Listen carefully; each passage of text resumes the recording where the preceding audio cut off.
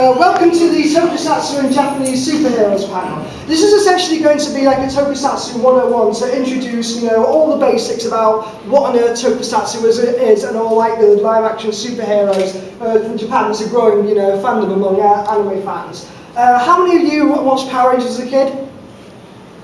Pretty much all of you. Pretty much everybody. Yeah. You're probably going to have a basic knowledge of, how stock footage works, but this is going to be talking about where the stock footage came from to begin with, and how the Japanese shows are actually formatted. Although we will talk a bit about how, Power Rangers adapted it to begin with. Okay. I'm GamerDev and I'm GamerDev and I'll be introducing what Tokusatsu actually is. There's a common misconception that Tokusatsu is just a bunch of men rolling around in spandex. That's not true. Tokusatsu can apply to any show that has special effects. So shows like Doctor Who and Supernatural would count as Tokusatsu in Japan. And the main three Tokusatsu shows are well known are Super Sentai, Kamen Rider, and Ultraman. And basically, Power Rangers, Super Sentai is a team-based show where there's a group of people fighting giant monsters, whereas Kamen Rider faces adversaries of the same size, but often with a single hero, with others joining him along the adventure. And Ultraman is another type of hero that actually grows in size to combat giant monsters that attack the Earth. There are other types of Tokusatsu, which I'll be going into detail later on. Yes. When we generally talk about Tokusatsu, we are generally referring to the superhero TV shows that generally taught to a young audience. And the main two, Kamen Rider, started in 1971, created by Shotaro Ishinomori, and Super Sentai began in 1975. And the top image here, you can see the image of the very first Super Sentai team, Hitsumi Sentai Go Ranger, and the bottom here is obviously, obviously to us, one of the many Ultraman series. Just quickly, if you're wondering what Himitsu Sentai means, it means Secret Task Force in Japanese. Well, Super Sentai usually starts with a team of either 3 or 5. Usually red, white, and blue. Well, no, not red, white, and blue. Red, yellow, and blue because they're primary colours. And usually goes with a Monster of the Week format. Usually 2 weeks in a row. If it's a 2-parter or 3-parter or whatever. And they usually use wrist or handheld changes or morphers as we've come to know them to transform. And sometimes they gain an extra member, sometimes they gain 2, or as we've seen recently, they usually gain 3 or 5. And they usually use giant robots or megazords as we come to know them. And that came from the series Battle Fever J onwards in Japan. And there's loads of different series. They're in their 37. 37. They're in their 37. Yeah, and they can be of all different tones as well. I used the image of Dire Ranger here as an example because some of you may be familiar with the White Ranger. I think one of them you'll recognise. Yeah, the others you won't recognise, which we'll talk about in a bit. But while it does start out as pretty silly early on with one episode focusing on a monster made of tofu that gets people drunk, later on it does get pretty dramatic with the three characters actually dying and a huge giant mecha dragon coming to destroy the world if you don't get along. Yeah, and they also do crossover movies every year. The current team teams up to the last team, kind of same. It's a final farewell for the last team and to introduce the next team. Usually the next team along. Nowadays it is used to actually introduce the next team or give a sneak peek in their movies. Yeah, essentially the next team that's coming up is going to usually makes a cameo in the crossover movies. Right, now what is Kamen Rider to begin with? They usually focus on individual riders rather than teams. They usually, like similar to Super Sentai, they usually gain a secondary rider, which is like an extra sidekick of a hero. The belt I have right now is for Kamen Rider Beast, who is the essentially starts up as a rival, but essentially becomes like an ally towards Kamen Rider Wizard, which is the current ongoing series, which you can see on the right here. They usually change with, rider belts, which are like a big collectible thing. Usually they either work by either scanning something like Wizard does, or they'll have some kind of, collectible that you'll insert into them, like Beast does with the rings here, and I can just kind of put them in there. And the monster's dead. Exactly. Anyways. Right? They started with the Showa era. This generally refers to like the era of what Japanese rule was kind of there at the time, but it's usually made to distinguish from the thematic differences from when Kamen Rider first began and how it is now. Because on the left here you see the very first Kamen Rider Ichigo. And that started in 1971 and went almost on a yearly basis right up until 1989. The Heisei era, they basically had like a 10-year hiatus where there was no Kamen Rider, or like Doctor Who, finished in 89 then started back up in 2005. With Kamen Rider, the Heisei era, they started Kamen Rider Kuga in 1999 and been going on with a new series each year since then. Like Super Sentai, the tones of the series can be very different. Like the Showa era, as you can imagine, are generally a lot more light-hearted and campy for that era. But at the start of the Heisei era, they started to take the stories a lot more seriously, and as a result, they got a lot darker. In fact, Kamen Rider Ryuki, which has 13 heroes overall, actually ends up being this big battle royale of Kamen Riders competing for a single wish. And as you can imagine, in a kind of tournament situation like that, people die a lot. And I think it is the only TV series in history that has the main hero die right before the final episode. Yeah. And obviously brought back in some stupid way.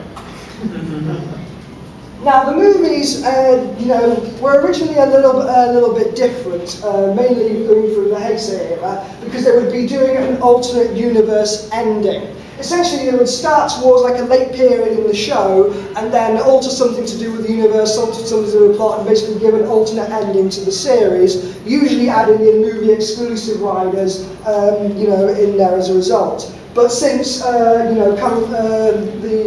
2010 onwards, with both Kamen Rider Decade and Double, they've been doing what Super Sentai did and crossing them over. We've actually been having like canon movies that fit in with storylines as well. Yes.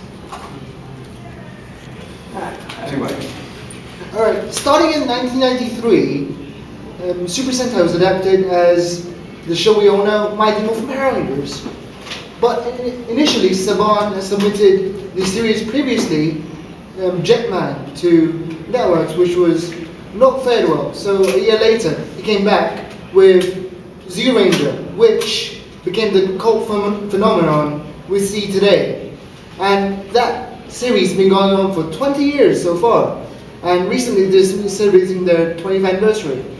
But alongside Mighty Morphin Power Rangers, they used that series to launch Masked Rider alongside it, which was possibly the cause of the annoying toy Furby. Yes, just 1 minute. Yeah. Basically, what they did for Mighty Morphin seasons 2 and 3 is because each year in Japan there's a new Super Sentai series, which is completely separate from the previous one, is that they basically ran out of stock footage of Zyuranger. There's no more stock footage of that, so they ended up mixing the next series along, Dire Ranger, and the series after that, Kaku Ranger. What they did is they actually commissioned, extra footage and, bought the suits themselves to mix in with the Dire Ranger monsters, splicing the stock footage of the monsters and the giant robots, the Zords or the Mechas, whichever you want to call them, and then it had this kind of big clusterfuck of the different ones. And because, it's a bit of spoiler, so I won't go into it, something happens at the end of Zyuranger that makes the Green Ranger not there anymore. They basically decided they couldn't do that for the kiddies and changed them to the White Ranger. Yeah. What they did with Mass Rider is they mixed the series Kamen Rider Black RX with some movies that occurred during the 90s called J and ZO. And that was just kind of even more transparent because they couldn't even match up the fact that the main hero wasn't fighting the villain. They couldn't even do that, so it was really badly cut together, and it ended so much with the disgust of Kamen Rider's creator that he would not let it be adapted again ever. It only recently just got adapted again. We don't speak of that. We don't speak of that. Yeah, but Zero Ranger was actually a very different thematic series to, Power Rangers. Well, Power Rangers was all like high school and teenagers with attitude. Zero Ranger was a lot more fantasy-based, and it actually, it was about these ancient warriors from the time of the dinosaurs resurrected to fight an evil witch who came from a completely different planet, sealed away for millions of years, and tries to murder children because she hates them. Yeah, the only series that tries to murder children excessively. Anyways, this is yours. No. Costs too much. Yeah, that might be a good starting point. They cost too much. Yeah. Actually, I'll go on with it. In Japan, to coincide with the series, they often release toys that can be used for roleplay. The toys you get in Japan are of much higher quality than you get in America and England. But with that comes a heavier price tag. But the features that come along with the toys are much more beneficial, as some toys come with extra collectible stuff that can be used in conjunction with the toy to activate certain features. Yeah, the rings for the Kamen Rider Beast belt here is a key example. As to market it, they had several rings that would activate different sounds on it because Beast is kind of a form changer. So he has his main ring here, and then he gets these extra kind of animal rings, which you see here, to transfer to different forms with. Oops, we can get it in right. That's it.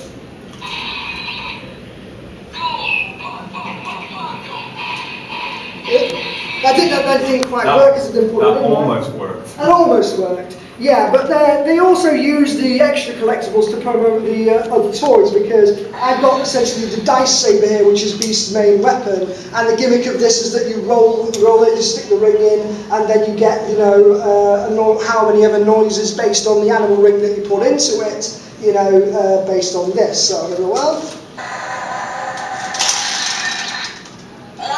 Pathetic. So you can make it really big sometimes. Yeah, that didn't really go terribly well, but you get the idea. The main websites that you get them from are Hobbylink Japan and eBay. But it's worth keeping in mind that Hobbylink Japan only stocks the most recent rider belts within production, same with Sentai toys. Oh, that's something. So whatever series is airing in Japan right now, that's the thing that they're producing toys for, and that's what's going to be on sale. If you want to get the older rider belts from past series, then you're going to have to look on eBay for them. And that's never a guarantee. And that's an extortionate price because their resale value is pretty damn high. Yeah, the resale value does depend on how popular they are, but I use the Kamen Rider Kabuto belt here for a reason, because this is probably one of the most expensive belts you can possibly try to find beyond the Thighs belt, just because it was an incredibly popular series, incredibly popular toy, and super high resale value. So I think the lowest I've seen it on eBay is like £130 without shipping. Yeah, ridiculous. And prices vary on the functionality and the rarity. Anyways. Yeah, the DX belts are the main belts that they are going to be selling, at the time of release. They are like the fully functioning, high-quality toys, which get all the lights and sounds, all the detail, as you can see on my belt here, and everything you could possibly want from the show. But of course, they are the most pricey, and on average, without shipping, they usually go for about £50 or £60 pounds or so. Yeah. The Legend belts are essentially the rider belts from past series that have been remade as budget versions. They're much cheaper plastic. They're not going to have nearly as many sounds on them as they otherwise would. But if you just want something that kind of just looks remotely like the show on your attack, Basically, if you have a favorite show and it's already happened and you can't find a toy, Legends are a good alternative for that. Yes. Now, belt modification, obviously because these, are designed for children, you're going to have to, modify them. You can do this in quite a few ways. He's put like an extra strap down there. What I've done is I've added this piece of elastic to the back of the two ends of my belt and added a little clip here for easy removal. It's easier on the more recent belts because, you can detach them on both sides. You can buy official belt extensions if you want to create a costume and make it, get the most show accuracy out of everything. But honestly, if you're just walking around a convention like I am, or like we are, then generally it's just easier to just add a piece of string or something at the back. Want to cover this? No? Okay. The figures and models are the other big part of toy collecting when it comes to Tokusatsu. The main models that people collect are specifically made for collectors rather than made for children fans of the show. And the main ones are SH Figure Arts. They have got the most show accurate detail, they've got the most articulation, the most posability, they look like the show, and they usually come with quite a few accessories as well. But by comparison, SIC, while they may be just as posable and a nice mantelpiece, they are more take a lot of liberties with the design and style. They've got much higher detail and kind of do their own reimagining of everything. Legend toys, like the Legend belts, are usually ones of older series, and like Legend belts, if you just want something that remotely looks like the show, at least a bit, and you only want to spend a bit of money, those are good to go for. But unlike Figure Arts, which are specifically made for toy collectors, these ones have very limited articulation, very kind of basic colour palettes as well. The number of accessories you get depend on what they actually come with to begin with. And the recent line has been quite accessory heavy. They'll get all the ones that have the base form that started the show. They usually comes with at least a few different hands and sometimes a few head swap sculpts, depending on the individual rider. And weapons in every mode. Yeah, exactly. But it's worth keeping in mind that for a form changer like O's, who has quite a lot of different combos and different forms, that you're going to have to get separate models to get all the forms and all the accessories. So if you want a complete set, you're going to have to kind of throw your wallet in there as well. Yeah. The price comparison, usually I find that they are a fair bit cheaper than the rider belts, and they can range anywhere from 30 to 60 pounds on average. But it's worth keeping in mind that while HobbyLink Japan does also stock these, and they stock the most recent ones in production, while the show that's currently airing will be the one mostly in production, and all the ones that go out of date, they'll usually kind of go into the back catalogue and make models of all the Sentai heroes or Showa hero riders, and so on and so forth. So whichever is currently being produced is something you're just going to have to research for yourselves. And as I explained before, HobbyLink Japan or eBay are the main places to get them. HobbyLink Japan I find is the most reliable in shipping, and because you're not buying from individual people, you've generally got a more trustworthy atmosphere to make sure it gets there on time. But usually the prices will be very similar on eBay to begin with, so what you're looking for and what price you're after, it's a matter of personal taste. So, where would you start with Tokusatsu to begin with? If you want to watch the show, what series are the best to do so? Kaizoku Sentai Gokaija is the big one that a lot of Sentai fans kind of really drool over when it was airing, and still do, because not only is it a pirate-themed Sentai, it also was the 35th anniversary of the entire franchise, and so they not only had Ranger keys to kind of morph into the previous suits of the previous Sentai throughout history, but they also had cameos of the past actors. Past actors and the past century who actually, were those Sentai members to begin with. It's basically crossover heaven. Yeah, crossover all the things. So if you enjoy Clusterfox, watch that series. Oh, and there was actually an episode with Pirates vs. Ninjas. So, if you're into that, Yes.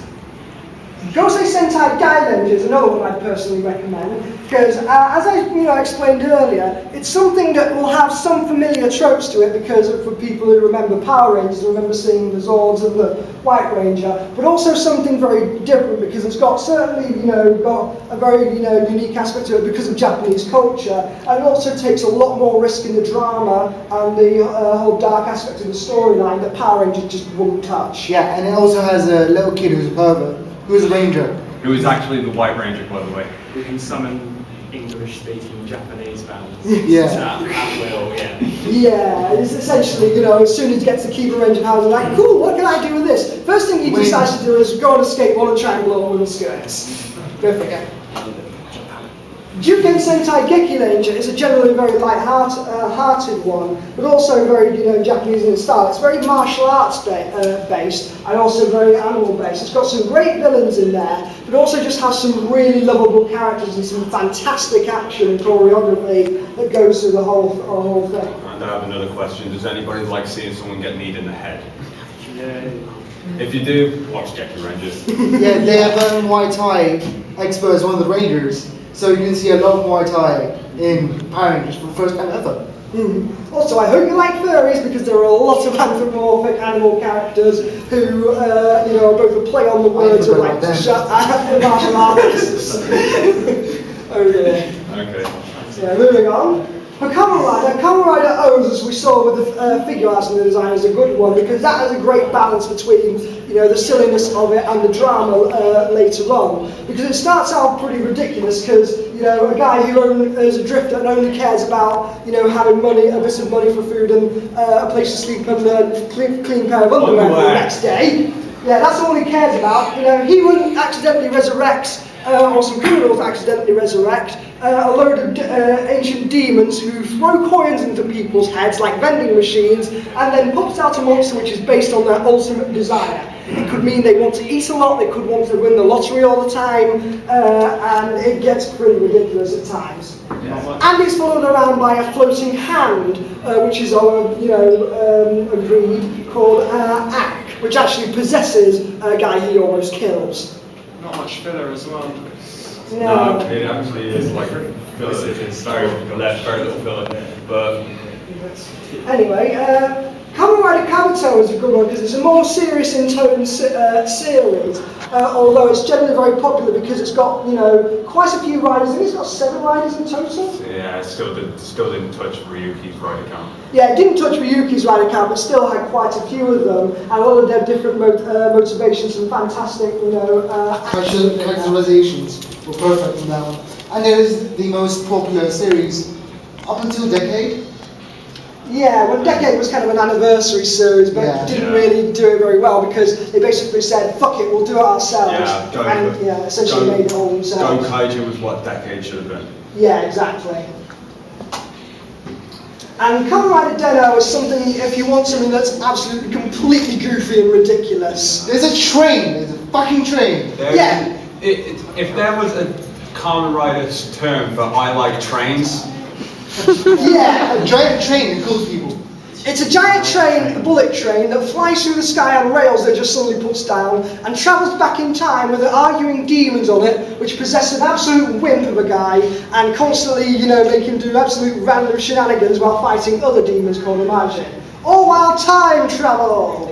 yeah. Also, before you go, I would like to add, if you like crossovers, watch Decade. Because that was the anniversary show for Kamen Rider, and that featured every single Kamen Rider, including Shin, up until that point, and it's an absolute clusterfuck, but it's amazing. As I said, you like clusterfucks. Yes. Now, we did initially have a video plan to watch, but because of our technical difficulties... And legal issues.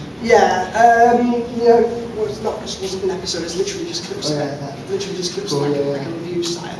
Yeah, we did have a video of the top 10 WTF moments in Kamen Rider by internet reviewer TG Omega, but unfortunately due to technical difficulties we don't actually have time to watch that now, so we're basically just going to use the next 20 minutes or so to throw open the board to any questions you might have. What are your current thoughts on the upcoming Kamen Rider gun? I got mixed feelings on it, to be honest. I mean, the design looks absolutely ridiculous, and I know it's based on like a popular Japanese toy from the kids already. But the trailers are just playing it completely straight and not really making it to be a goofy series. So I think I'm gonna have to withhold judgment until I see the first episode. But It's Kamen Rider Fruit Ninja, basically. yeah. You like Fruit Ninja and you like Kamen Rider, watch that series because it's the same, it's both of them. And I'll obviously withhold judgment, but it looks really good from the trailers. Yes. Any of your thoughts? No, not Kamen Rider guy. No, fair enough. He's not a Black Hole Rider guy. Anything else? Dragon Knight? How dare you! These two hate it, but I don't hate it, that's the thing, it's just not worth mentioning. No reaction. No reaction. Like, All right. technically, it's not filmed very well. It's filmed quite amateur. The pilot was filmed well, that's the problem. The pilot was better than the actual series. Yeah, the pilot was better than the series. And the storyline in the pilot was at least understandable. Coherent. And the whole series, you just disjointed writing at all. then again, Ryuki is pretty confusing as it is, Yeah, so pick your poison. Ryuki was even more confusing than Dragon. So. Yeah. Anything else? Seen the live action Yataman? I've heard of it. I've heard it being talked about. But I've That's never only one I've seen. I really like that, but I haven't checked out anything out, so I just kind of taking it and I thought, well, I love to see what these guys are talking about. But just to say with you, anything you would recommend for someone who has, I saw Power Rangers well over a decade ago, I have no knowledge on any of this, so just the starting point without any crossovers or stuff you need to recognise or anything like Zeo that. Ranger would be a Yeah. good Zeo Ranger. because it keeps your familiarity with Power Rangers, but at And the builds same on it. time- Yeah, well, I barely remember Power Rangers. So. Yeah, well, that's Yeah, it. well, That's a good if start. you recognise the suits and you recognise like the Zords, the giant robots, that's literally all you. That's literally the only thing that's similar between Zeo Ranger and Power Ranger, and maybe the villain. I mean, they took the stock footage of Bandora and poorly dubbed over it, and so you may as well just kind of go in fresh, even if you recognise it or don't. It's still a good series to start with because it gives all like the basic concepts and still, kind of shows what Power Rangers, could have been, but they didn't really take those risks. Anything else? Yeah, I was going to ask, like, Tokusatsu in general, would you say it's gone uphill or downhill as time's gone on? Like, when were the best years? Best years was I think it was back in 2001 with Kamen Rider Agito. But Yeah. that was a series that was uber popular, and I mean uber popular more than Kabuto or anybody else. Yeah.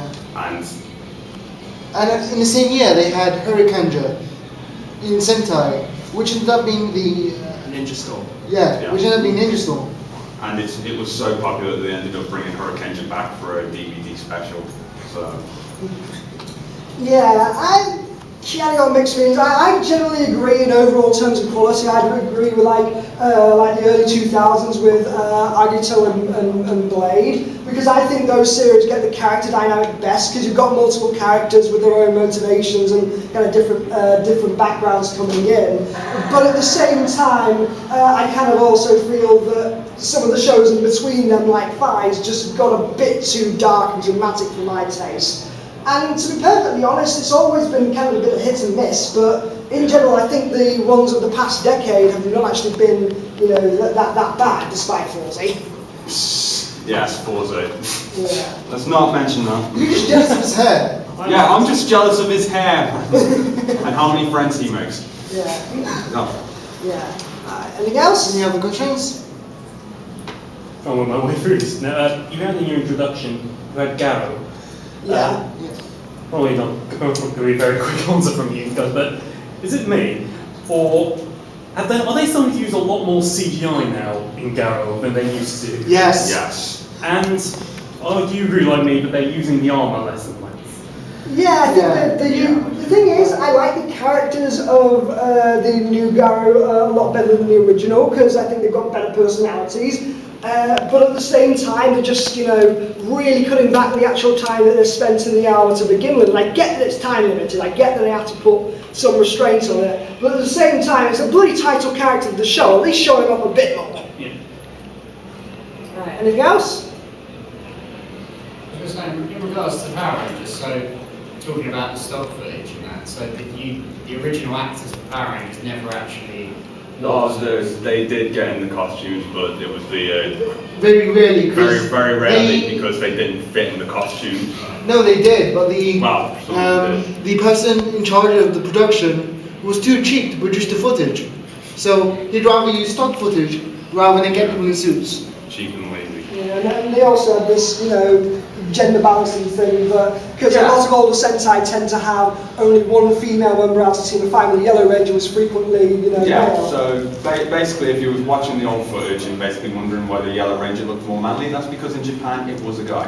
Yeah. So is that still the case? Because Power Rangers is still being made. Every now and again. Yeah. Every now and again. Was the last one was Wild Force? Yeah, last one was Yeah. Gal Ranger and Wild Force, where they did the gender bending as well as that. So even to this day, they still use the stock footage. Yes. Yes. And they keep the same themes that they just follow whatever the Japanese. No, sometimes. Sometimes. For example, In Space was actually based on a video game. Yeah. And even the Space series. Yeah, somehow they turned like a video game and virtual reality Sentai, where they never left Earth orbit and turned it into this huge space opera, and somehow they made it work. Yeah, they did. They did make it work. We have to give them that. Yeah. A question from the question from the Chun-Li at the back. Well, Chun-Li, I forget the character name. It's just you. At the back. I'm in the same situation as some of the people here that I've not watched Power Rangers. Well, I'll wait a lie. I watched Power Rangers recently, and I've not really watched much Super Sentai, but I read that the American version, they continued like a 10-year storyline for every new season. So they wrote it as a continuing plot, but as you say, Japanese storylines, they refresh it every series. Yeah. Is that actually the case with the Well, that was just keep writing the same plot? in Power Rangers. That was the case for the first 5 seasons, and then they decided to follow the Japanese method, where every season is a different story. Yeah, pretty much what he said. Outside of like the actual Crossovers. movies where they crossover, in Super Sentai it pretty much is just a standalone series each time. They've got to do with it. Yeah, but like in Power Rangers, they generally kept continuity for a while. And while there are like fan theories and headcanons out there to say that the universe did keep going as a relation to one another. Besides that, after I believe it was In Space, they just stopped making it direct continuity. Although there are some references to past series within the series. For example, the Jungle Kama Pizza from Jungle Fury ended up in RPM, and they found a Operation Overdrive helmet also in RPM. Right. Any other questions? Yeah, so what's your view like? Do you think when westernising a series, should they make their own sort of continuity, or should they take it from the Eastern parts? In my view, sometimes in the case of Time Force, using the storyline from Japan can work to your advantage. But more often than not, I would like them to see them go their own way. Yeah, I tend to agree. Well, I think Time Force was, in my personal opinion, a generally rare exception where they managed to do like the same similar story as Time Ranger, but managed to make it a bit better in some respects. But I prefer them to kind of do their own thing and be their own story, because with Power Rangers Samurai, that was literally just a cut and paste story of Including names. Shinkenja. Including names, including last names. Jaden Shiba. Yeah. Yeah, literally complete cut and paste, and it just made it worse because the characters weren't nearly as good. Yeah, and the acting in Although Turbo, I'm glad they changed that up, because the Car Ranger in Japan was extremely silly. And it was basically just a parody of a Sentai. Yeah. That just happens to be in continuity. So luckily they rewrote it to make it more serious. Yeah. Any other questions? Speaking of parodies, what do you think about Kiba Ranger? Akiba Ranger. All right, absolutely it. flipping ridiculous, but amazing. Love Amazing it. fun. Amazing fun. Yeah, amazing fun. And it took its pot shot at Power Rangers in a recent episode as well. Yeah, the powerful Rangers. Powerful Rangers. Who had broken flags plastered on them? On their neck and on their belt. And acting like Hulk Hogan. Any other questions?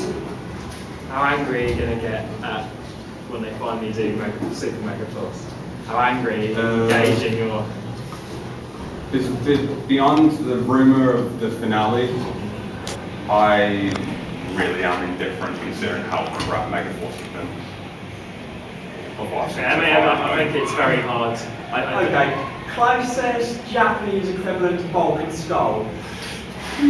It's a good question. Ninja Storm. Yeah. Or the Dino Thunder. Oh, yeah. The Crocodile.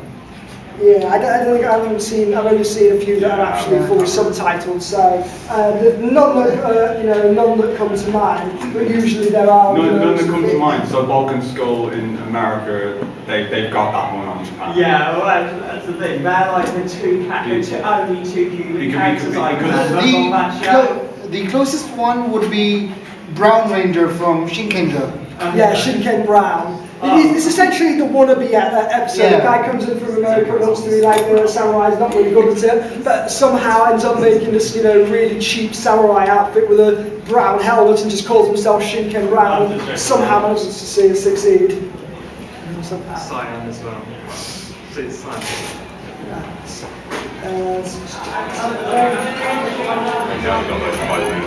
About 5 minutes, so let's take the last couple of questions. Take the last couple of questions.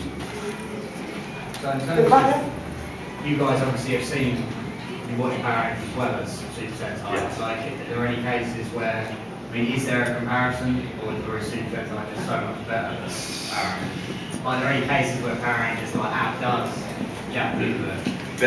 Yeah, there is. Turbo.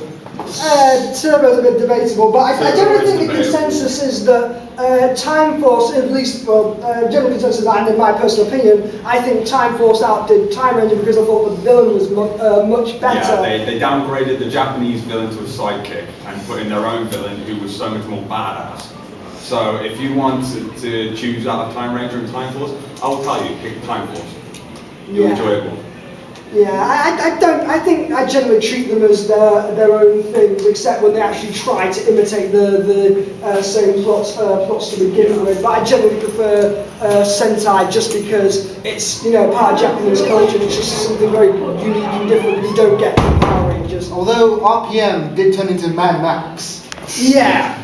Yeah, for reference purposes, what they adapted from RPM was Engine Sentai Go-Onja, and that was an incredibly goofy, light-hearted kind of racing and vehicle series. If you want, they kind of make a reference to that in RPM because they ask why all the big googly eyes, big googly anime eyes, and that's the that's the exact wording, big googly anime eyes. Yeah, exactly those words because they were characters in Go-Onja. Yeah, they could speak. They're just vehicles in America. In Japan, they're lovely partners. Yeah. And they actually made babies. Yeah. Yes, they did. That's what they did. Anyways, last question. Yeah, last question. Last question. No. I guess not. Okay, well, thank you very much, everyone, for putting up with technical difficulties and our first battle ever. So, thank you very much for attending.